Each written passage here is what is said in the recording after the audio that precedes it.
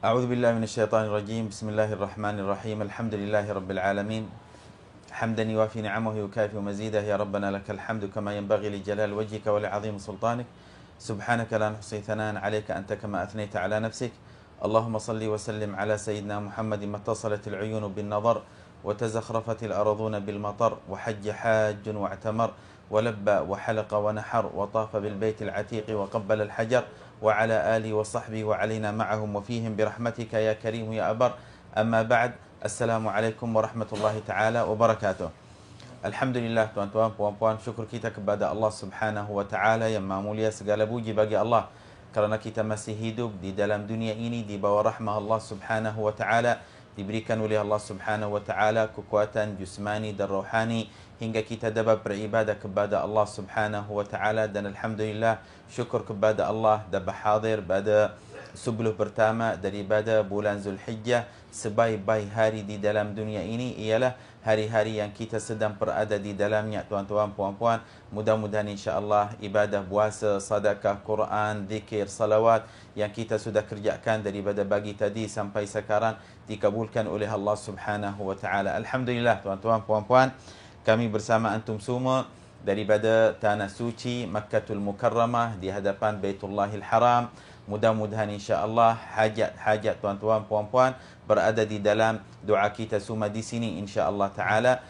Dan untuk kita kongsi dan untuk melihara silaturrahim dan menyampaikan apa yang ada di sini kepada tuan-tuan, puan-puan juga sebagai satu amanah di antara kami. Bila seorang sayang kepada orang yang lain kerana Allah Subhanahu wa taala, hendaklah dia mengakan dirinya dengan kawan dia, dengan sahabatnya bila dia berada di tempat yang mulia seperti tempat ini Makkatul Mukarramah.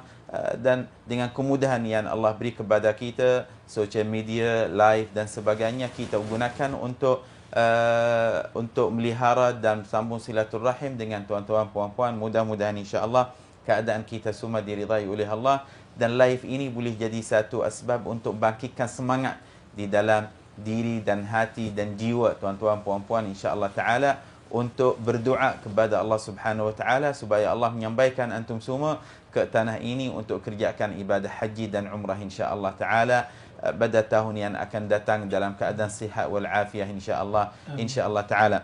Keadaan kita dekat Makkatul Mukarramah seperti mana tuan-tuan, puan-puan dah dengar pada hari semalam dan yang sebelumnya insya-Allah taala. Hari ini juga akan dengar tapi daripada seorang yang ahli insya-Allah taala bersama saya pada hari ini, seorang yang ahli insya-Allah. Tapi sebelum kita mula, mohon jasa baik daripada tuan-tuan, puan-puan untuk menyampaikan live ini kepada rakan-rakan, kawan-kawan. Mudah-mudahan insya-Allah kita daripada kalangan orang yang belajar dan mengajar orang lain dan jadi sedekah jariah untuk kita semua insya-Allah taala. Amin ya rabbal alamin. Bersama saya pada hari ini di tanah suci Makkatul Mukarramah, Ustaz Fahrul Razi Jalaluddin, pengkursus ibadah haji di tanah air dan orang besar, Zahafiz Travel, masya-Allah. Beliau banyak bantu kami di sini, khususnya saya dan bantu-bantu saya. Alhamdulillah, terima kasih banyak kepada Ustaz, dan beliau ada pengalaman yang luar biasa yang kita nak kongsi. Sebenarnya kita nak belajar daripada beliau dan nak menyampaikan belajaran tersebut kepada tuan-tuan, puan-puan insya-Allah taala. Jazakumullah khair Ustaz. Terima kasih banyak sudah hadir. Alhamdulillah. Yang pertama, sebelum kita nak mula, saya nak bagi ruang kepada Ustaz untuk menyampaikan apa-apa kepada para pengikut kita melalui live streaming insya-Allah. Baik, Assalamualaikum warahmatullahi wabarakatuh. Waalaikumsalam warahmatullahi wabarakatuh. Alhamdulillahi rabbil alamin, wassalatu wassalamu ala asyrafil anbiya'i wal mursalin sayyidina Muhammadin wa ala alihi wa sahbihi ajma'in, amma ba'd. Alhamdulillah tuan-tuan dan puan-puan yang mengikuti siaran langsung kita pada hari ini. Sedikit kesempatan ini saya ingin bersama-sama mengajak tuan-tuan, apabila kita sekarang dalam musim haji ini, bagi mereka yang masih belum mendaftarkan hajinya bersama dengan tabung haji sebagai contoh, boleh mendaftar sekarang. Maknanya ada usaha yang besar untuk kita melaksanakan rukun Islam yang kelima. Kita tahu ada kaedah-kaedah yang tertentu, maka antara jalan yang utama untuk kita ambil ialah memastikan kita, anak-anak kita ataupun cucu kita sudah mendaftarkan haji supaya step yang pertama itu telah terlaksana dan nanti dia akan secara automatik kemudiannya. Jadi itu step tu nampak je kecil tetapi ia memberi satu makna yang sangat besar. Maka ambillah sebahagian daripada ikhtiar kita supaya kita dapat melaksanakan rukun Islam yang kelima dengan lebih awal sebenarnya, terutamanya untuk anak-anak ya, supaya namanya nanti mungkin usianya 20-an ataupun 30-an dia dapat melaksanakan ibadah haji. Kerana ibadah haji ini memerlukan satu aktiviti fizikal yang sangat banyak dan besar, menyebabkan lebih afdal dan lebih mudah bagi orang-orang yang mempunyai kudrat muda untuk datang melaksanakannya. Jadi siapa yang belum lagi, bolehlah memberi kesedaran untuk sama-sama mendaftarkan haji dengan pihak lembaga tabung haji. Itu pesanan awal daripada saya. Baik. Dan juga tuan-tuan puan-puan, sesiapa yang ada nak tanya ataupun ada soalan, boleh hari ini kita boleh terima soalan daripada antum semua insya-Allah taala. Ustaz, dah kerjakan haji alhamdulillah pada tahun sudah dan tahun yang sebelumnya juga. Dan tahun ini kita sudah berada pada awalnya. Ini yang saya nampak, tapi Allahu a'lam macam mana yang sebelum-sebelum itu juga. Nampak keadaan berbeza ataupun sama? Pertamanya kalau saya perhatikan, pertama ada perbezaan sebelum dan selepas COVID ya. Maknanya yang sebelum dari sudut jumlah jemaah haji pastinya berbeza. Dan sekarang pun kawasan kita panggil expansion, apalah yang dia meluaskan kawasan itu pun boleh katakan sebahagian besarnya telah siap. Maka volume yang boleh dimuatkan di dalam Masjidil Haram itu adalah lebih daripada jumlah yang sebelum-sebelum ini. Tahun ini kalau hari ini sudah 2 Zulhijjah, maka sebenarnya bermula 1 Zulhijjah adalah kemasukan secara besar-besaran di seluruh dunia.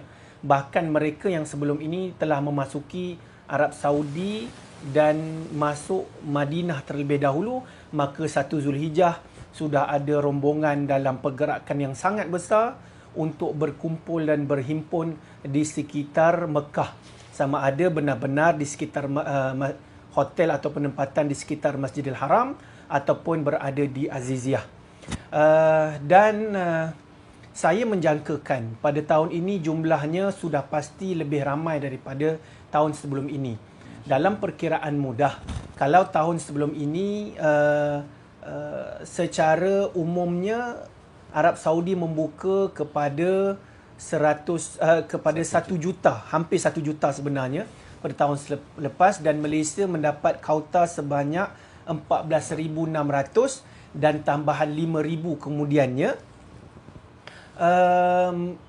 Maknanya jumlahnya tidak besar, sekitar 1 juta. Mungkinlah setelah lama inilah tahun lepas adalah jumlah yang paling sedikit kerana COVID dan sebagainya lah isu begitu. Dan tahun ini kota kita telah kembali kepada asal tanpa kauta tambahan kalau Malaysia ya. Dan negara-negara lain pun telah kembali kepada kotanya yang asal dan mungkin ada pertambahan sedikit sebanyak. Saya kira tahun ini mungkin dalam 3 ke 4 juta ya. Saya rasa maksimum dia boleh pergi 4 juta melihat kepada keadaan di penempatan di Arafah dan juga Mina. Sebab tahun Ramadan tahun ini menunjukkan, saya rasa dia nak melihat bagaimana keadaan untuk haji biasanya. Jadi dia telah melakukan percubaan. Ramadan tahun ini kita mencecah muktamirinnya seramai tidak kurang 8 juta orang. Sebab itu Ramadan pada tahun ini pecah rekod. Kalau solat tarawihnya daripada Masjid Nabawi itu bersambungnya sehingga 3 km. Ini tidak pernah berlaku. Biasanya dalam 1 sehingga 2. Di Masjid Nabawi? Di Masjidil Haram, Makkah. Maknanya sehingga 3 km daripada Masjidil Haram. Saya hujung Ramadan baru ni saya berkesempatan, memang terlalu ramai orang sangat ramai. Jadi saya menjangkakan kerajaan Saudi ingin melihat bagaimana dia nak lakukan untuk haji. Dia akan buat itu sebagai percubaan dia, dan dia telah berjaya menguruskannya dengan baik. Jadi saya kira haji ni pun kurang kurang saya rasa 4 juta mungkin jumlah itu tidak lari. Maka ia satu jumlah yang signifikan dan besar, maka banyak perubahan. Terutamanya kalau kita cerita, kita ambil sebelum COVID ya, contohnya 2018, 2019, dari sudut kaedah penyediaan makanan. Saya cerita ni sebab saya dengan maktab untuk Malaysia lah, yang luar Malaysia saya tak pasti, mungkin Ustaz ada boleh berkongsi. Tapi sebelum ini dari sudut makanannya, nasinya, lauk pauk dia letak dalam bekas, cateringnya masak di situ.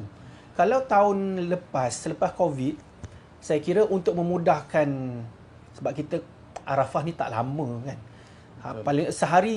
paling kuat pun sehari setengah saja, tak lama. Jadi dia hanya memasak nasi, dia letak dalam bekas dia, kemudian dalam foil dia, kemudian lauk dan sayur dia dalam biasa kita makan makanan apa, Brahim, Sharifah tu kan, macam tu je, dia dalam pouch dia. Jadi pengurusan, dari sudut pengurusan sisa tu lebih mudah untuk dia. Jadi saya mengira tahun ni dia akan sama dari sudut makanan lah. Takut jemaah kita terkejut pula, kenapa kita makan macam masuk kem askar kan. Betul. Tapi begitulah cara dia menguruskan. Itu dari sudut makanan. Dan dari sudut tempat tinggal pun, kediaman kemah-kemah di Arafah dan juga Mina, saya rasa tahun ni lebih padat berbanding tahun-tahun yang sebelumnya. Itulah saya rasa antara awalnya yang saya nampak akan berlaku, apa yang kita boleh lihat masa terdekat. Subhanallah, Masya Allah Ustaz. Ini juga yang saya pun dah nampak ramai yang dah sampai awal. Macam saya dah sampai awal, dah pergi Madinah. Tapi tengok Masya Allah, ramai sekali. Saya pun fikir kalau orang Madinah dah turun, sekali dengan orang yang ada di sini, ya Allah, Subhanallah, ramai sekali.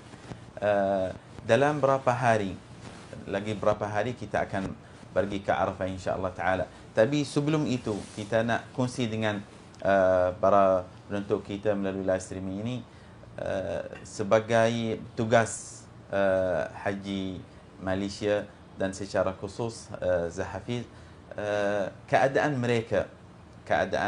tetamu-tetamu Allah Subhanahu Wa Taala sebelum mereka pergi ke Arafah atau sebelum mereka sampai kepada musim haji yang sebenarnya, keadaan mereka macam mana? Sebab saya nampak sebahagian daripada mereka sungguh-sungguh buat umrah hari-hari, tawaf hari-hari, bila dah sampai musim haji penat, demam dan sebagainya. Kita nak kongsi dengan mereka keadaan jemaah kita di sini macam mana, apa yang biasa mereka buat, keadaan mereka, budaya mereka di sini. Okey, baik. Untuk kita faham bahawa apabila jemaah, terutamanya orang yang mungkin pertama kali sampai di Mekah, dia ada semangat dia luar biasa, dan untuk tawaf setiap hari, untuk ke masjid. Cuma kebiasaannya kita akan menasihatkan kepada jemaah supaya waktu sekarang keutamaan kita adalah haji. Kerana itulah keutamaan kita. Sedangkan kalau kita umrah kita yang hampir dengan haji pun, kalau kita nak tahlul pun, nak cukur, keutamaan dia bukan pada umrah itu tapi pada haji nanti. Cukup sekadar kita menggunting kerana kita meletakkan keutamaan. Apatah lagi kita nak meletakkan dari sudut kesihatan kita. Kerana Mekah suhunya berbeza, jauh berbeza dengan Malaysia. Malaysia mungkin paling tinggi 38 darjah Celsius. Semalam setakat asar ialah 55 darjah Celsius di Mekah. Saya pengalaman tahun sudah, suhu kebiasaannya yang paling tinggi ialah ketika asar. Di Mekah ini tahun sudah pernah mencecah 60 darjah Celsius. Maknanya hampir sekali ganda dari sudut suhu panasnya di Malaysia. Dan lebih membuatkan kita akan terasa ialah apabila humidity, kadar kelembapan di Mekah adalah pada kadar 15% berbanding dengan Malaysia 50%. Jauh lari itu menyebabkan kita mudah paru-paru kita menyebabkan kita mudah batuk, hilang suara, selsema, mudah semput. Jadi semua perkara-perkara yang bersabit dengan paru-paru pada minggu-minggu seperti ini, maka jemaah akan mulai merasa tekanannya. Maka itu kita menasihatkan jemaah boleh ke masjid tapi atur dengan baik. Tetapi bagi jemaah yang mempunyai, terutamanya yang berusia, kita minta jangan terlalu terdedah kepada cahaya matahari secara langsung. Kerana dalam suhu yang 45 sehingga 55 darjah Celsius ini, kita solat itu lama ya tuan-tuan. Mungkin 5 minit, 7 minit ataupun 10 minit kita ambil lah. Maka 10 minit berada di bawah matahari yang terik 55 darjah Celsius, ini boleh mengganggu kesihatan dalam masa sedikit-sedikit dia akan tarik kesihatan kita. Jadi letakkan keutamaan kita. Saya kata kalau nak juga selesaikan haji, lepas haji ikutlah tuan-tuan ke makcik-makcik, nenek-nenek, atuk-atuk kita. Kalau nak pergi ke masjid, ikutlah sehari 5 kali ke umrah nak tawaf. setiap hari pun. Umrah setiap hari, tawaf 5 kali sehari. Ahlan wa sahlan, janji selesaikan rukun haji. Kerana secara hakikatnya haji merupakan ibadah yang bukan sahaja memerlukan belanja yang besar dan masa pun yang banyak, tetapi menggunakan tenaga dan aktiviti fizikal yang sangat banyak. Saya ambil contoh ya. Tuan-tuan, kalau ada nanti mak ayah dia ke nanti nasihatlah, ada ke nenek, minta nasihat kat dia. Pertama, ini belum masa musim haji ya.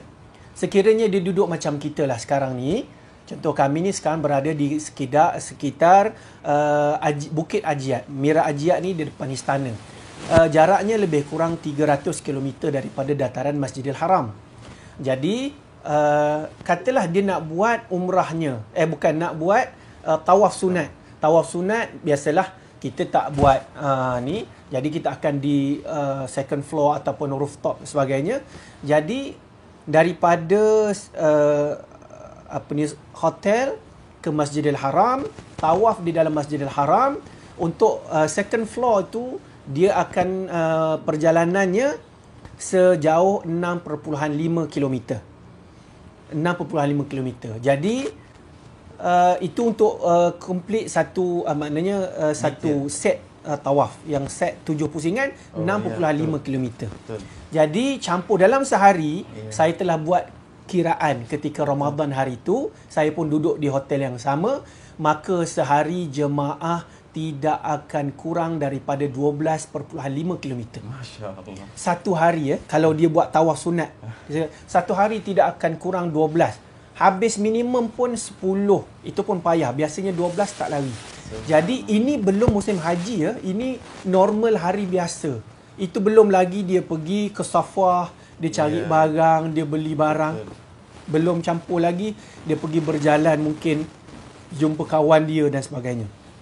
Itu basic saja 12 km satu hari. Baik, kalau kita mengadakan kerja haji, kita daripada hotel ke Arafah, okeylah kita tak berjalan naik bas. Sampai di Arafah pun pergerakan kita tidak besar. Ke tandas tak jauh, masih dalam maktab ataupun compound kita. Baik, apabila kita sampai di Muzdalifah, kita start berjalan. Itu pun tak besarlah. Kemudian daripada itu kita bawa beg, kita naik, kita sampai ke Mina. Apabila Mina kita nak melontar pada 10 Zulhijjah pagi itu, kalau setakat tahun lepas rekodnya daripada kemah kita berhampiran dengan Masjid Kuwait itu, nak sampai kepada Jamrat jauhnya sekitar 4.5 km. Pergi dan balik tentulah jadi 9 km. Itu baru satu lontaran ya. Belum lagi lontaran pada hari-hari tasyrik ataupun sekiranya dia sampai juga untuk Nafarsani. Jadinya kesemuanya sebenarnya tidak kurang 70 km. Nampak nak ceritanya pergerakan itu dengan sebab apa tak kurang 70, nanti balik dia nak kena buat tawaf lagi, tawaf haji dan juga sa'i haji dia. Jadi semua ini memerlukan fizikal yang sangat besar. Kita maklum ya Ustaz ya, Di Malaysia, orang Malaysia nak ke kedai 100 meter pun dia akan naik motor. Dia susah dia nak jalan kaki. Kita bukan negara sejuk macam Korea, macam Eropah atau di China. Senang jalan kaki. Kita negara yang panas, tropical. Humidity kita 50% menyebabkan kita mudah berpeluh. Jadi di Mekah ni, apabila kita di Malaysia tidak biasa, apalagi dia tidak ada satu persiapan yang khusus. Maknanya sebulan sebelum pergi Mekah ni, mungkin sehari dia jogging ataupun dia berjalan kaki 5 km sebagai contohnya, dia tak buat. Memang dia datang Mekah, dia terus macam tu je. Maka Kejut. yes, kejutan itu anda boleh bayangkan, dia akan demam urat. Dengan dia demam, jadi banyak benda sebenarnya akan menghalang pergerakan dan juga ibadah dia, menyebabkan nanti dalam situasi yang lebih malangnya ialah dia terpaksa orang yang badalkan. Maknanya nak pergi lontar pun kena orang. Jadi tidak lengkap. Maka sebab itu, mereka yang berada di bumi Mekah, pastikan jangan terlalu sakan. Maknanya jangan paksa diri, jangan terlalu semangat sehingga kan kita melupakan bahawa kita ada keutamaan yang lebih besar, ialah untuk melaksanakan ibadah haji rukun Islami kelima itu dalam keadaan sempurna, dan seboleh-bolehnya kitalah sendiri yang menyempurnakannya, bukan kita membadalkan kepada orang lain. Betul.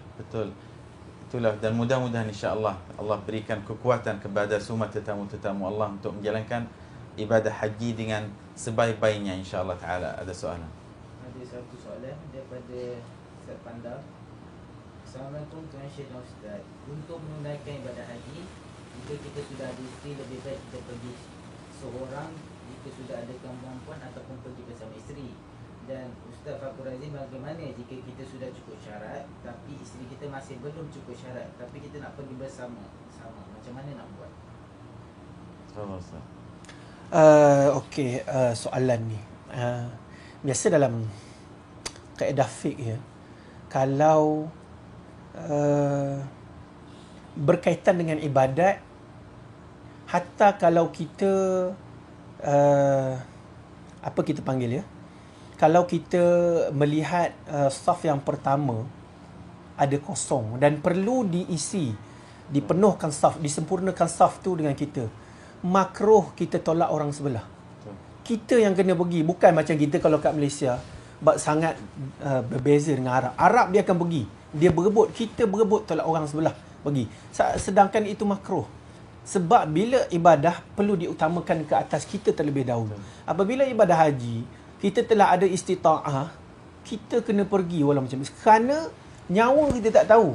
Sebab Allah telah sampaikan istita'ah. Kita dah sampai, mungkin dah sampai tu, duit kita boleh beli, masa kita tidak tahu. Nyawa kita, bila kita akan pergi kita tak tahu. Jadi sebab itu saya pernah lah ada bapa saudara saya. Bila dia dapat, ialah isteri dia tak dapat, dia pergi dulu. Sebab apa? Telah sampai, maknanya panggilan itu telah wajib ke atasnya. Isteri insya-Allah nanti kalau nak tu kemudian boleh. Tapi disebabkan ini ibadah ini melibatkan fardiyah, kefarduan setiap orang. Apabila telah ada istita'ahnya, maka dia perlu pergi terlebih dahulu. Sekiranya tidak ada sebab-sebab yang syar'i, maka wajib ke atas dia, fardu untuk dia pergi. Soal orang rumah, insya-Allah ada rezeki dapat pergi bersama. Tak ada rezeki dia dapat pergi, dia tak akan pergi seorang, akan ada orang lain pergi bersama dengan dia. Itulah jawapan ringkas daripada saya lah. Nabi SAW bersabda, hujju qabla an tumna'u. Hujju qabla an tamna'u. Kerjakanlah ibadah haji sebelum kamu dilarang melakukannya. Mungkin ada larangan kadang-kadang bukan disebabkan duit dan sebagainya, tapi kadang-kadang peraturan-peraturan yang diciptakan oleh pihak Masjid Al-Haram dan larangan yang lain juga, contohnya macam COVID. Tapi bila dah mampu, kena segerakan. Man istata'a, orang siapa yang mampu kerjakan haji tapi dia tak buat, maka hendaklah dia mati Yahudi atau Nasrani. Bahaya, na'udzubillah min dzalik. Maknanya bila dah sampai masanya dan jemputannya, sempurnakan. Bila dia pergi, dia akan jadi wakil untuk isterinya ataupun untuk orang yang dia tinggalkan di negara dia. Ada soal lagi? Baik. Ini Ustaz juga yang kita nak sampaikan kepada saudara-saudara, sahabat-sahabat kita yang tak diberikan rezeki oleh Allah Subhanahu Wa Taala untuk datang ke tanah haram kerjakan ibadah haji. Kadang-kadang seorang atau kebanyakan sedih, susah hati, kenapa tak bagi, apa yang sepatutnya kita sampaikan kepada mereka? Masya-Allah. Berkaitan dengan perkara ini, kita maklum ada orang yang bersungguh-sungguh persiapan. Kadang-kadang tiap tahun dia pergi kursus haji, nama tak naik. Betul. Yang tahun tu baru pergi, kadang-kadang tak sempat pergi pun nama dah naik. Allah. Kadang fras dan sebagainya. Cuma kita nak nasihatkan, Allah Maha Kaya, insya-Allah tuan-tuan. Tuan-tuan telah melaksanakan dari sudut ikhtiar tuan-tuan. Dah pergi hantar nama, hantar rayuan, belum lagi insya-Allah rezekinya ada. Sebab haji ni bukan berkaitan dengan duit, bukan berkaitan dengan orang ini kaya tak kaya, tapi apabila Allah dah panggil, apa pun ada duit ke tak ada duit, insya-Allah kita akan sampai. Pujuk hati kita, kerana memang urusan haji ni urusan daripada Allah Subhanahu Wa Taala dan cara panggilnya sangat unik. Ada orang ada orang kadang duitnya tidak ada. Duit tidak ada, kesihatan ada, sampai dia. Kerana ada kaedah-kaedah lain.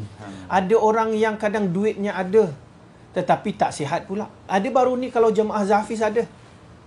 Pada hari khusus haji perdana ada. 2-3 hari selepas itu masuk hospital.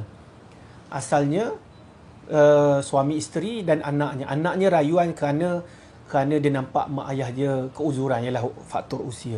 Maka anaknya buat rayuan, anaknya dapat rayuan tu dapat.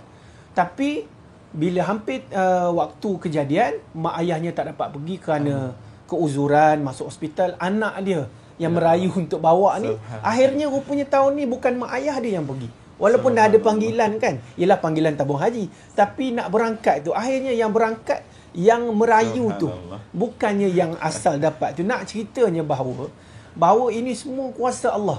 Dan dia pun tidak merancang, ialah dia tak merancang semudah itu dia boleh pergi, tapi Allah rancang yang dah nama dah naik, dah berkursus apa semua, masuk hospital, yang baru merancang kan, untuk menemani mak ayah dia pergi dalam seorang-seorang begitu. Maknanya panggilan Allah panggilan haji ni saya rasa sangat unik. Ada kadang-kadang orang itu ditawarkan pergi haji kan. Ada juga orang yang kerana mungkin jasa dia kepada masyarakat. Kadang-kadang ada juga, saya nak cerita, ada juga travel agency kan. Tak kisahlah mana-mana, saya tak nak sebut lah. Ada juga pemilik syarikat ini menawarkan kepada contohnya asatizah ataupun guru-guru ataupun orang yang ada jasa dalam masyarakat, ada allocation untuk dia pergi. Kadang-kadang ada orang-orang yang lebihan duit ni taja, ambillah, carilah siapa-siapa. Mungkin boleh. Sebab saya terlibat dengan travel agency, perkara ni biasa. Kadang orang tu tak tahu ada orang pilih dia. Yang ni Ustaz, ada ni kita nak ajak untuk laksanakan haji sekian-sekian, dan dia pun tak tahu. Kalau ikut istita'ah dia, maksudnya dari sudut kewangan lah kalau kita kata, ataupun dia dengan tabung haji lah, nama dia dengan tabung haji mungkin tak ada, tak boleh sampai lagi kan. Sekalinya bila ada begitu, nak ceritanya panggilan Allah ni, saya rasa saya dah jumpa banyak orang yang kita rasa tak boleh pergi dia tahun ni, pergi dia. Kadang orang rasa yang ni boleh pergi dah apa semua, esok nak terbang tak boleh pergi dah hari ni, kerana ia merupakan khusus daripada Allah Ta'ala. Allah nak panggil siapa yang dia nak panggil pada tahun-tahun tersebut. InsyaAllah teruskan berdoa, teruskan ikhtiar, insyaAllah satu masa Allah Maha Kaya akan sampai masa kita, insyaAllah. Amin, amin ya Rabbal Alamin. Soalan daripada Adila Abu Bakar. Assalamualaikum Syekh dan Ustaz. Ustaz, adakah cara cepat untuk dapat menunaikan haji?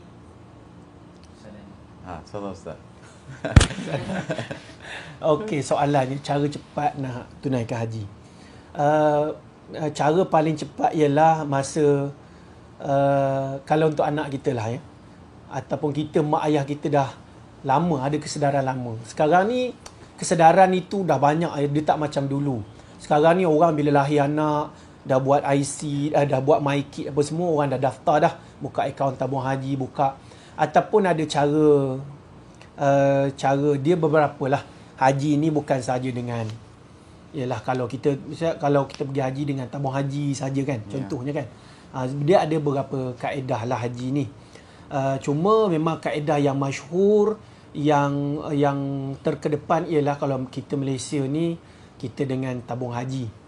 Ataupun antara lainnya kita boleh, kalau tidak salah saya lah, dan saya rasa saya tak salah lah, sudah ada kaedah kita boleh memohon direct kepada kerajaan Arab Saudi. Sudah ada kaedah. Betul. Dan dia akan menuju ke arah itu.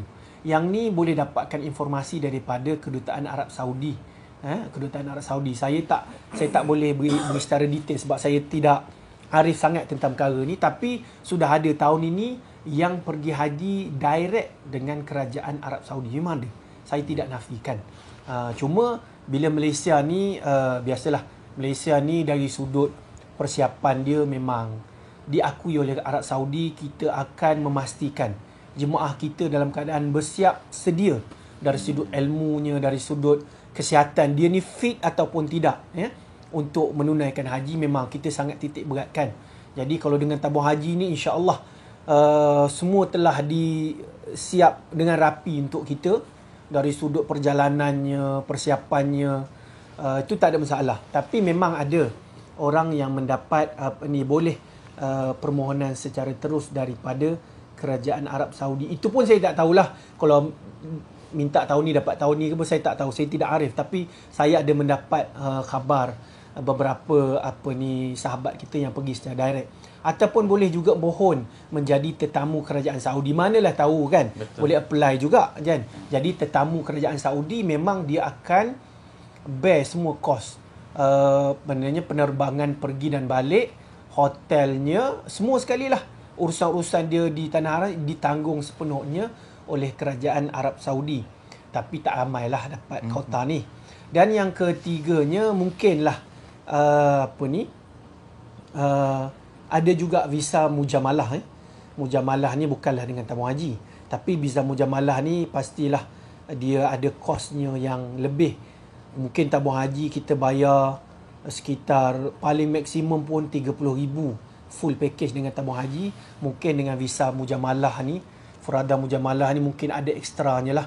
Mungkin ekstra lagi 20-30,000, kita tak pastilah. Tapi tak banyak juga visa ni, kerana dia berkaitan dengan hubungan diplomatik di antara kerajaan Saudi dengan pegawai-pegawai tinggi kerajaan di Malaysia melalui kedutaan. Itu pun kalau kedutaan luluskan. Kalau kedutaan tidak luluskan, tak boleh kata apa. Cuma saya nak mengambil kesempatan di sini jugalah mengingatkan supaya orang tidak tertipu ya. Kalau kes-kes tahun lepas kita dengar kan, ada terkandas di KLIA 4 hari, ada sampai 400 orang. Okey, saya nak sampaikan pesanan di sini, pergilah dengan agensi haji yang dilesenkan di bawah tabung haji. Kerana tabung haji ni dia ada akta dia. Akta 535 ke 353, saya tak tahu. Tapi itu akta tabung haji. Maka syarikat-syarikat yang berdaftar dengan tabung haji ini, yang dilesenkan oleh tabung haji ini, terikat dengan akta tabung haji. Maka tabung haji boleh mengambil tindakan ke atas syarikat ini. Mungkin ada compound dia 500,000, 3 juta dan sebagainya. Berbanding kita pergi dengan syarikat yang tak ada, tidak berdaftar dengan tabung haji, dan tabung haji tak boleh ambil pun tindakan kepada dia. Kadang-kadang mungkin boleh jadi yang pertama tak boleh pergi, mungkin syarikat tu betul, dia tipu sungguh. Dia memang tipu je, dia ambil duit, lepas tu entah dia ke mana, pejabat tak tahu, call tak dapat. Itu perkara yang pertama. Yang kedua, boleh jadi syarikat tu sendiri kena tipu dengan orang, broker-broker kan. Kadang syarikat ni betul dah, dia kena tipu, dia pun tak tahu dia kena tipu, dia mungkin atas percaya saja. Jadi bila syarikat ni tiket pun dah beli, apa semua, hotel pun dia dah tempah, sekali jemaah tak boleh terbang. Dia dah tiket dia dah bayar, penempatan di Mekah Madinah pun dah bayar, semua dah selesai. Cuma visa je tak ada. Jadi boleh ada dua keadaan. Sama ada dia tipu sungguh atau dengan dia kena tipu. Bila dia kena tipu, yang mengikut dengan dia pun kena tipu sekali. Jadi di bawah tabung haji, contoh tahun ni yang ada lesen ya, ada 22 syarikat yang dilesenkan yang disebut sebagai pengelola jemaah haji. PJH disebut. PJH di bawah tabung haji. Maka syarikat-syarikat ni, ada syarikat daripada A sampai Z kan. Ada Andalusia, ada Azuha, ada Gemilang, ada Juara, ada apa lagi, CS Holiday, Zahafiz tentulah nama kami paling bawah sebab dia ikut konsonan. Sebab kami ni konsonan bermula dengan Z, memang nama paling bawah lah kan. Jadi ada Raiha dan sebagainya. Ada 22 syarikat. Saya minta maaf tak boleh sebut semua. Jadi boleh pergi ke website tabung haji. Tabung haji ada wawarkan 22 syarikat ini. Pergilah dengan dia sebab syarikat ni memang tak boleh tipu. Kalau tipu, lesen dia ditarik. Itu periuk nasi dia. Jadi secara logiknya tak mungkin dia akan mengorbankan periuk nasi dia kerana nak tipu tuan-tuan. Dan dia ada akta yang akan melindungi pengguna nanti. Jadi pastikan berdaftar dan pergilah. Kalau tak nak dengan tabung haji, mungkin nak lebih selesa, hotel lebih dekat dengan agensi PJH ni, carilah mereka yang telah dilesenkan di bawah lembaga tabung haji untuk tahun itu. Dan juga banyak doa minta Allah Subhanahu wa taala. Masya-Allah, betul. Itu pun insya-Allah taala memang kun fayakun. Ya, doa silahul mukmin, itu senjata yang paling. Dan kalau boleh, kalau kawan kita ada datang tu, minta ada selit doa betul. Pada hari kiamat, pada hari Arafah itu, kerana doa sebaik-baik doa ialah doa pada hari Arafah. Memang takut Arafah tahun ini jadi macam hari kiamat betul. Ramai, terlalu ramai. Memang kena doa, banyak doa betul pada tengah malam. Allahumma salli pada selepas salat, kirim doa juga dengan kawan-kawan yang pergi ke Makkah dan Madinah, insya-Allah taala akan sampai dengan kudrah Allah Subhanahu wa taala. Insya-Allah. Ada lagi beberapa soalan harap dapat jawab dengan pendek je. Okey, pertama daripada Mas Han, anak perempuan berumur 40 tahun ditawarkan menunaikan haji. Tiada mahram, boleh pergi ke? Requirement tahun ni dah boleh. Saudi dah tidak menetapkan mahram. Betul. Boleh pergi, tak ada masalah. Soalan seterusnya daripada Set Panda.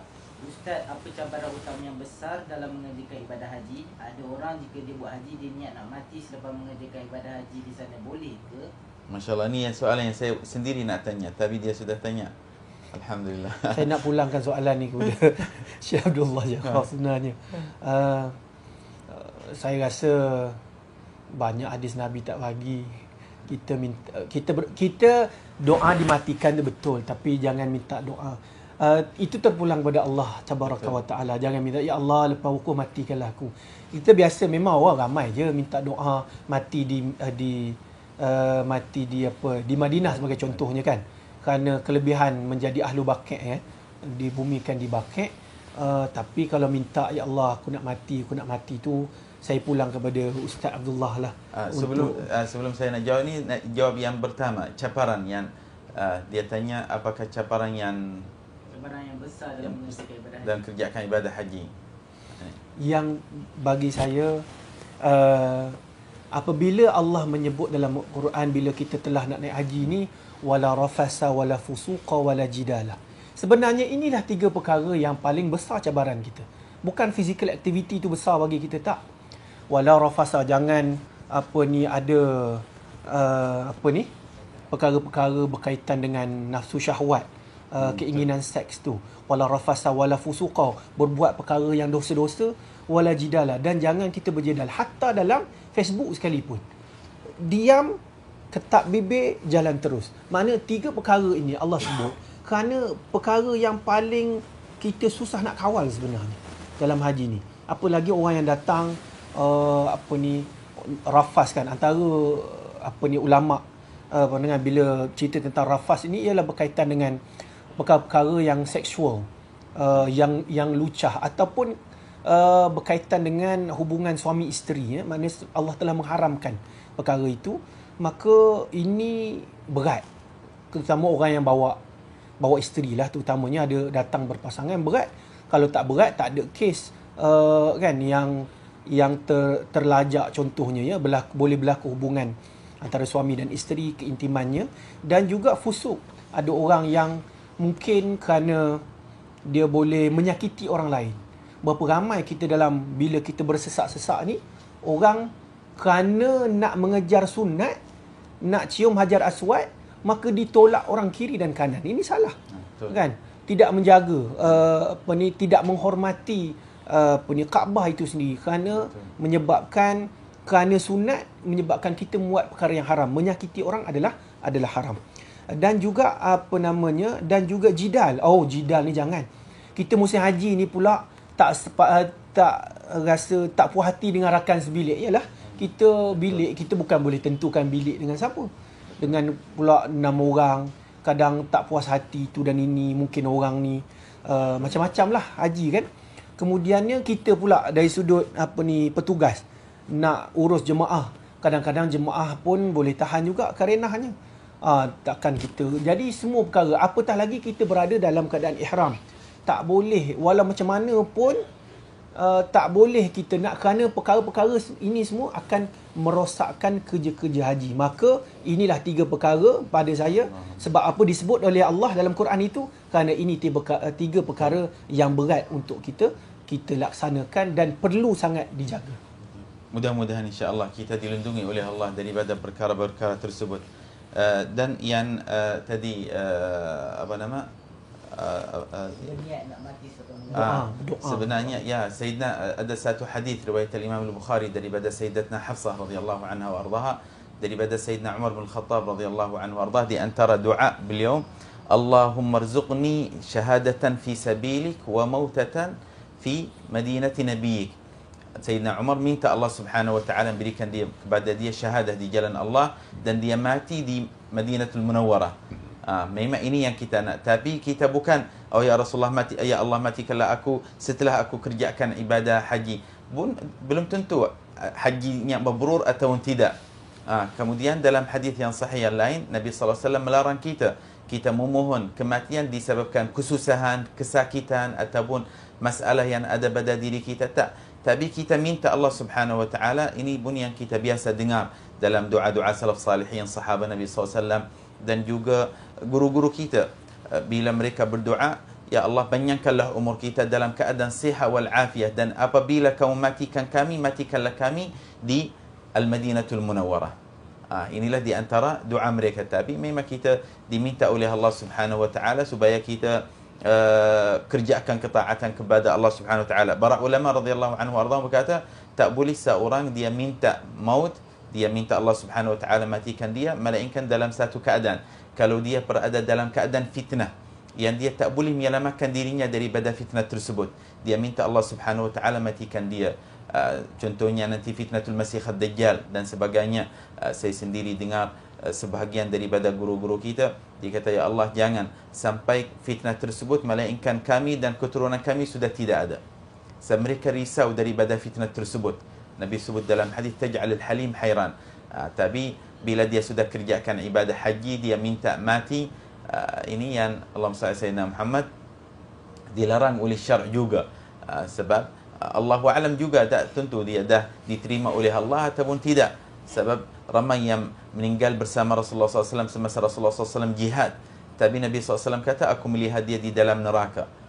Nawaitu di dalam hati. Tapi kita minta Allah panjangkan umur kita dalam keadaan sihat wa afiat, melakukan ketaatan kepada Allah Subhanahu wa taala. Nah. Soalan daripada Afiq Haris. Assalamualaikum Ustaz, sekiranya kedua orang tua kita belum menunaikan ibadah haji, dari segi adab adakah kita perlu dahulukan mereka ataupun bergantung pada rezeki masing-masing?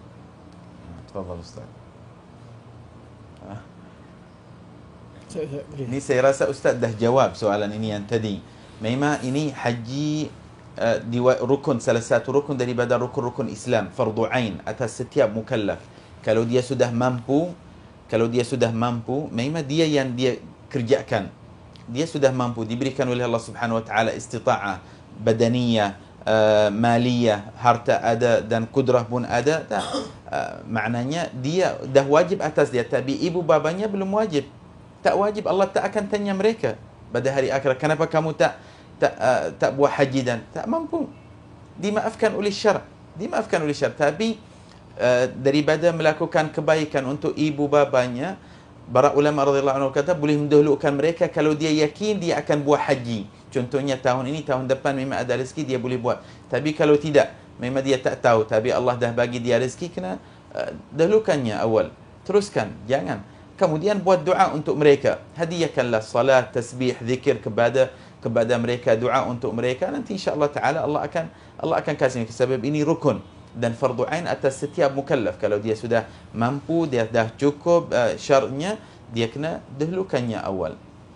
Soalan seterusnya daripada Al-Fakir Nuruddin. Assalamualaikum warahmatullahi wabarakatuh Ustaz. Soalan untuk Syekh, apakah amalan buat orang yang tak pergi haji?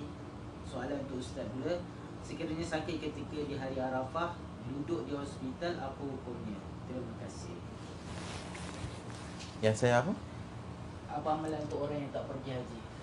Yang tak pergi haji, maknanya dia rida dengan takdir Allah Subhanahu Wa Taala. Sebab yakin setiap orang dia nak bersama tetamu-tetamu Allah di tanah suci, tapi tidak ada rezeki. Yang pertama kena rida. Inilah takdir Allah Subhanahu Wa Taala kepada dia. Bila dia rida dengan apa yang ada dengannya, Allah Subhanahu Wa Taala akan berikan kepada dia apa yang Allah berikan kepada penduduk Makkah, Arafah dan sebagainya. Seperti mana Sayyidina Ibrahim bin Adham di Al-Madinatul Munawwarah pada sebelum terakhir bekerja dia minta cuti. Dia kata, biarkan kami beriktikaf dekat Al-Masjid An-Nabawi wahai imam. Kemudian tapi kerja mereka diperlukan oleh ramai masyarakat. Bila mereka buat kerja, maknanya yang lain selamat daripada kesusahan, daripada kefakiran, dia menyempurnakan hajat-hajat orang lain. Kemudian Sayyidina Ibrahim bin Adham berkata kepada mereka, sempurnakanlah kerja kamu dan buatlah ihsan dalam kerja kamu.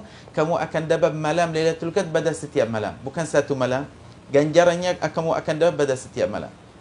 Inna Allah katabal ihsan ala kulli syai. Dan bila kita ihsan, melakukan ihsan kepada apa yang ada dengan kita. Kita sekarang contohnya di Malaysia tak ada berhadir di Makkatul Mukarramah atau dekat Arafah. Ta'arrud, berdoa kepada Allah Subhanahu Wa Taala, puasa hari Arafat, pahalanya 2 tahun, 1 tahun bagi awal yang akan datang. Kemudian bangunlah tengah malam, zikir kepada Allah, istighfar dan sebagainya. Insya-Allah taala rahmah Allah Subhanahu Wa Taala akan sampai. Allah Maha Pemurah dan Allah sangat baik. Bukan sahaja rahmah Allah berada di Bukit Arafat dan sebagainya, tidak, di mana kita berada, bila melakukan ketaatan kepada Allah, rahmah Allah akan sampai kepada kita insya-Allah taala.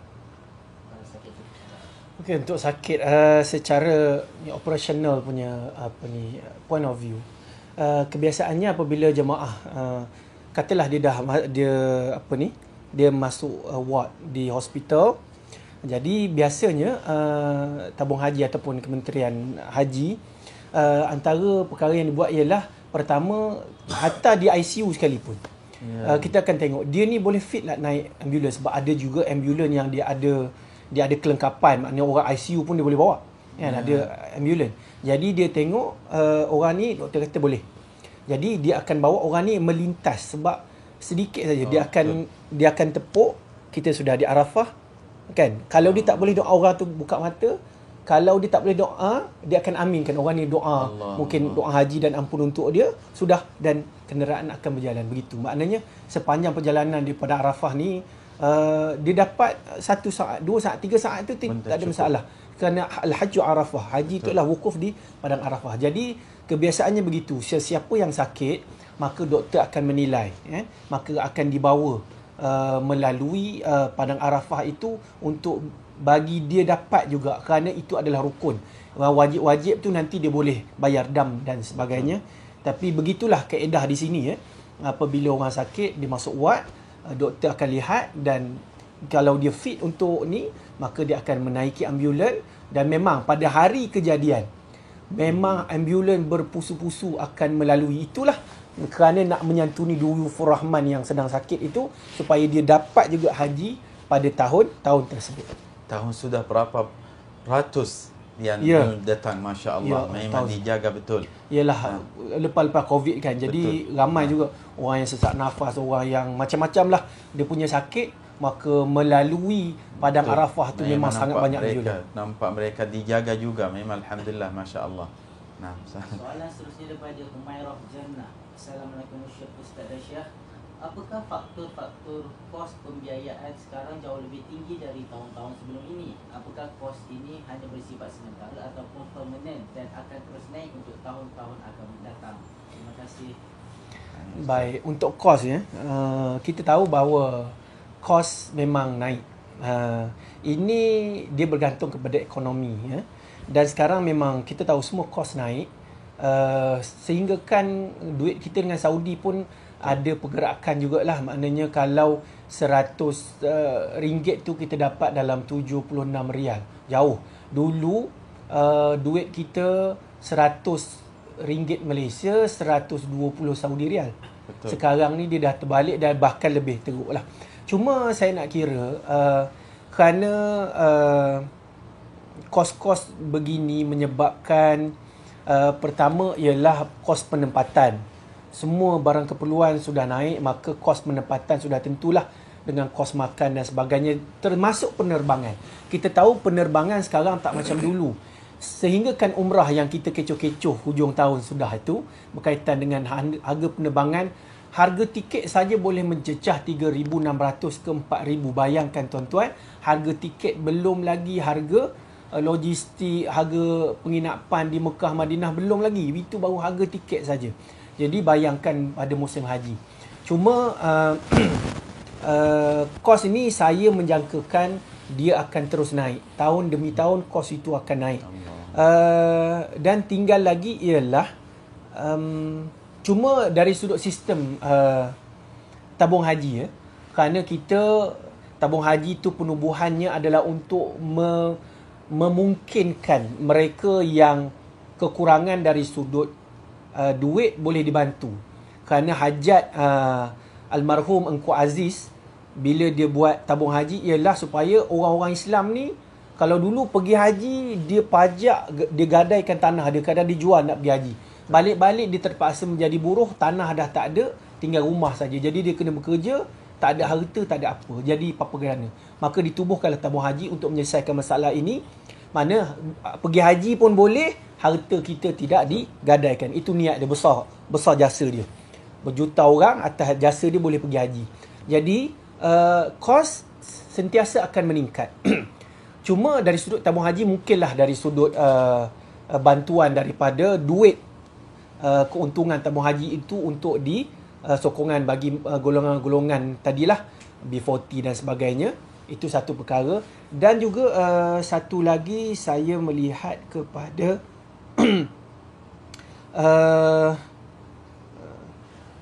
ada kaedah yang saya pernah berbincang dengan tabung haji juga. Kita ni Malaysia haji lama betul. Kalau dulu 50 lebih hari, sekarang ni 48, mungkin 40. Mungkinkah itu juga antara kos, mungkin kita boleh mengurangkan, maksudnya lah. Mungkinlah 30 hari ke kita kurangkan, ataupun 25 hari ke. Tabung haji kata kita telah meneliti dan itu antara benda yang telah kita pertimbangkan, tetapi airline tidak bersedia. Maksudnya dari sudut kekerapan airline nak support apa yang tabung haji nak tu tak boleh, menyebabkan kita masih lagi dalam jangka masa atas 40 hari kalau dengan tabung haji ni. Mungkin insya-Allah kita doalah mudah-mudahan akan datang. Masa pun tidak terlalu lama kan. Sebab saya ada pengalaman kawan bekerja di luar negara, dapat panggilan tabung haji buat haji, hantar surat kepada company dia tengok haji apa 40 hari ni kan. Walaupun company dia tu Islam, tokey dia mungkin daripada keturunan daripada Pakistan dan sebagainya, di Australia, di New Zealand, tapi kata haji apa 40 hari ni, dia kata kan. Dia nak bagi cuti pun susah untuk dia kan. Lamanya dia kata orang Malaysia ni, biasa orang tempat dia mungkin 3 minggu ataupun sebulan. Mungkinlah akan datang kita mengharapkan supaya pihak penerbangan boleh support dan menyebabkan kita dapat haji. Okeylah 30 hari tu pun kita rasa sudah memadai, dan kos kita boleh potong kos 10 ke 15 hari kos tu kita boleh potong, dan kos dia boleh lebih murah. Doalah insya-Allah. Amin insya-Allah. Mudah-mudahan insya-Allah kita dapat keberkahannya, kita dapat kemuliaannya insya-Allah, dan moga Allah Subhanahu wa taala murahkan rezeki tuan-tuan, puan-puan insya-Allah, dan rezeki kita semua insya-Allah dapat hadir pada setiap tahun di tanah suci untuk kerjakan ibadah haji dan umrah insya-Allah. Insya-Allah taala, amin Allahumma amin. Jazakumullah khair jazaa diucapkan khususnya kepada Ustaz Fahrul pada hari ini bersama kami, dan kepada antum semua yang bersama kami melalui live streaming. Mudah-mudahan insya-Allah kita dapat keberkahan Makkah dan Madinah insya-Allah taala. Dan minta kata-kata terakhir daripada Ustaz Fahrul sebelum kita menutupkan live ini dengan doa. Baik, untuk terakhirnya daripada saya Fahrul Razi bin Jalaluddin, petugas Haji Zahafiz Travel and Tours Negeri Berhad, mengucapkan selamat menunaikan haji bagi jemaah-jemaah haji di seluruh negara, dan juga bagi mereka yang masih belum direzekikan berada di tanah air sekarang, maka bolehlah mengamalkan, kerana kita berada dalam 10 hari yang terbaik dalam setahun inilah. 10 hari yang terbaik, banyak amalan-amalan, jangan kita ambil mudah. Mudah-mudahan dengan keberkatan kita memuliakan, membesarkan, mengagungkan hari-hari yang terbaik di sisi Allah ini, maka nanti Allah akan mengundang kita, menjemput kita melaksanakan, menyempurnakan rukun Islam yang kelima, insya-Allah.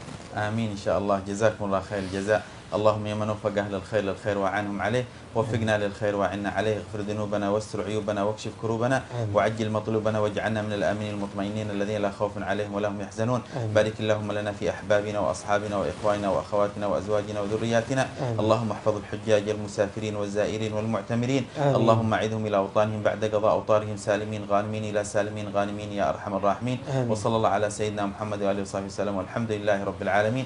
السلام عليكم ورحمة الله تعالى وبركاته. Assalamualaikum warahmatullahi wabarakatuh.